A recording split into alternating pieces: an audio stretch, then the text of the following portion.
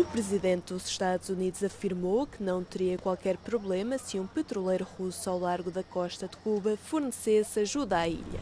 Trump pareceu assim confirmar as informações de que uma embarcação russa alvo de sanções se encontrava nas proximidades do local, com chegada prevista na terça-feira.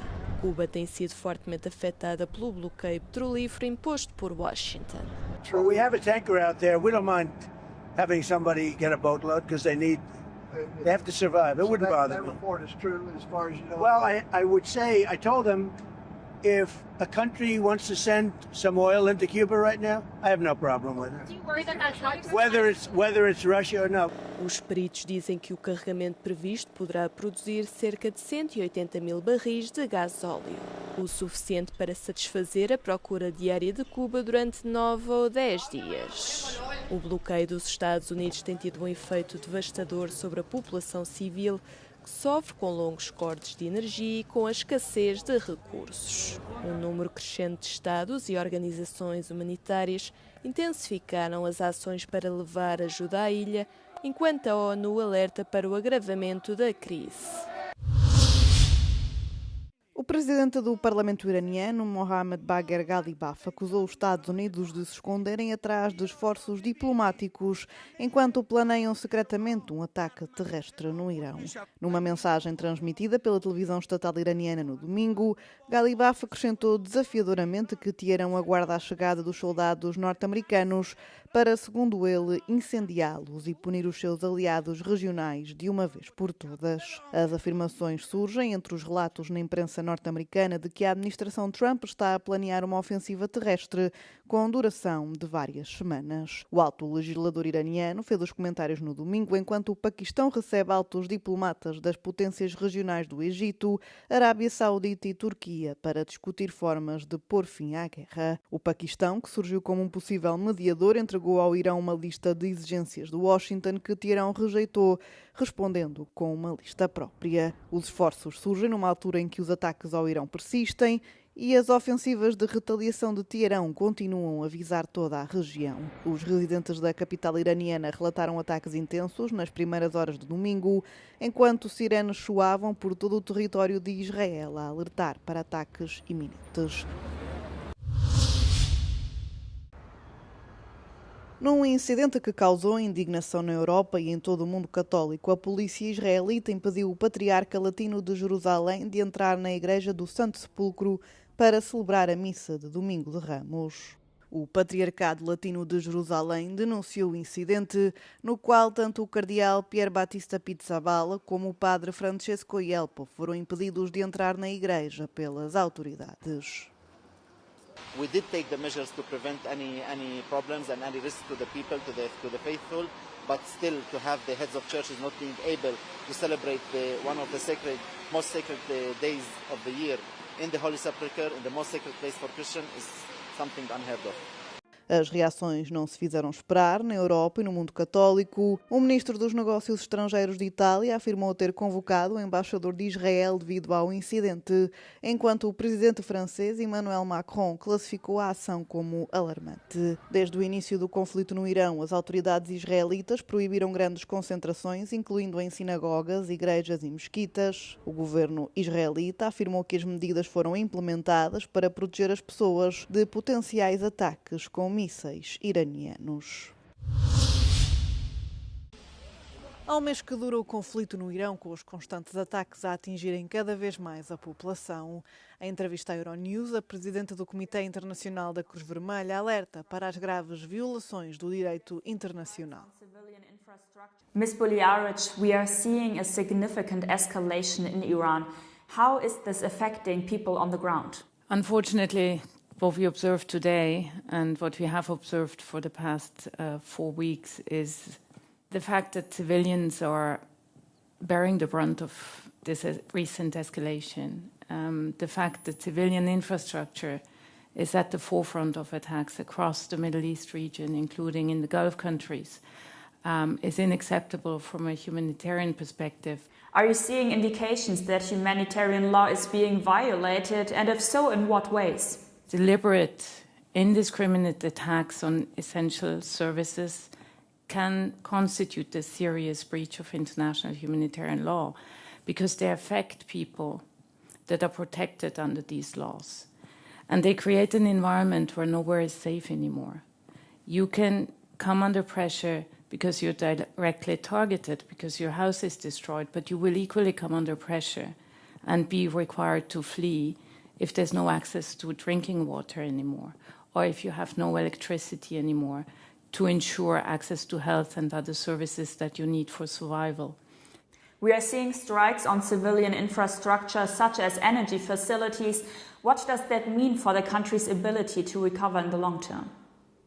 Every time such attacks happen, we know it will take much, much longer for the civilian population to be able to return to normalcy, but also for economies to return to levels that are necessary to sustain people's welfare and people's existence. What responsibility does the Iranian leadership bear when it comes to de-escalation and improving the situation for civilians?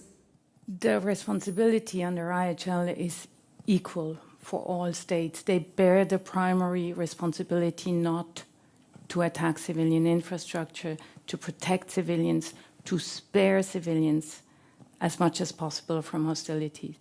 Any state conducting deliberate attacks on civilian infrastructure is at fault. Thank you for your time, Ms. Boljaric. Um homem na casa dos 30 anos foi detido após atropelar um grupo de pessoas com o seu carro na cidade de Derby, no centro do Reino Unido, fazendo pelo menos 7 feridos. As autoridades confirmaram que as vítimas sofreram ferimentos graves, mas não correm risco de vida. O suspeito foi detido por tentativa de homicídio através de condução perigosa.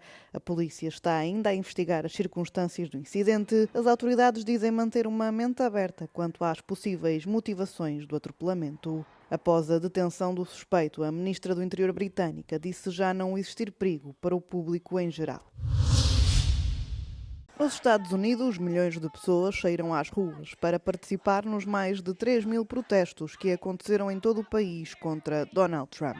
Os manifestantes denunciam o que descrevem como um estilo autoritário de governação por parte da atual administração, a sua postura em relação à imigração, a negação das alterações climáticas, a política externa isolacionista e agora a guerra no Irão. Em Nova Iorque, milhares de pessoas reuniram-se para protestar contra as rusgas generalizadas de imigração levadas a cabo pelo ICE, exigindo a abolição do organismo. Os protestos contaram ainda com a participação surpresa do gigante de Hollywood, o ator Robert De Niro. Também foram registadas manifestações na capital Washington, D.C., onde centenas de pessoas se reuniram perto da Casa Branca, exigindo a destituição do presidente do país. É a terceira vez, em menos de um ano, que estes protestos acontecem, como parte de um movimento popular norte-americano chamado No Kings. As manifestações espalharam-se para o outro lado do Atlântico, com vários protestos na Europa.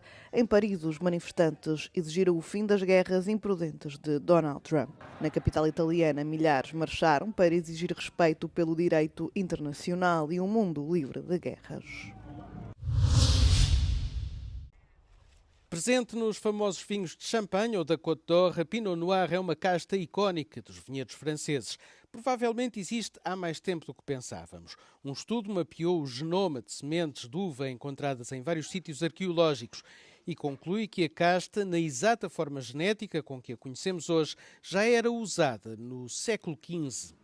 Ça veut dire que le XVe siècle, c'est un siècle célèbre pour la fin de la guerre de 100 ans, par exemple. C'est celui qui a vu la fin de Jeanne d'Arc. Eh bien, donc on peut imaginer finalement que Jeanne d'Arc a pu croiser les mêmes fruits de la vigne que ceux que l'on produit aujourd'hui.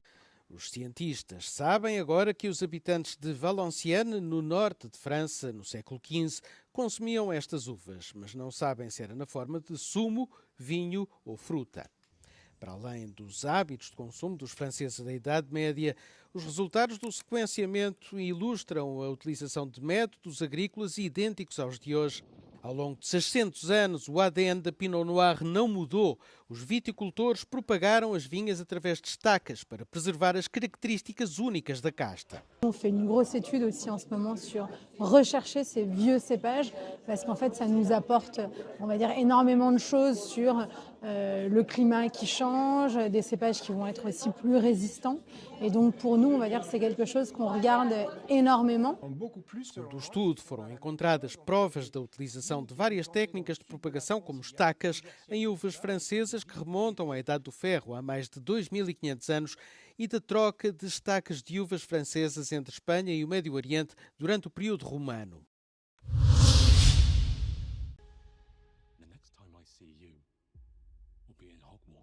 Já foi lançado o primeiro teaser oficial da nova adaptação televisiva da HBO de Harry Potter, cuja primeira temporada estreia em dezembro.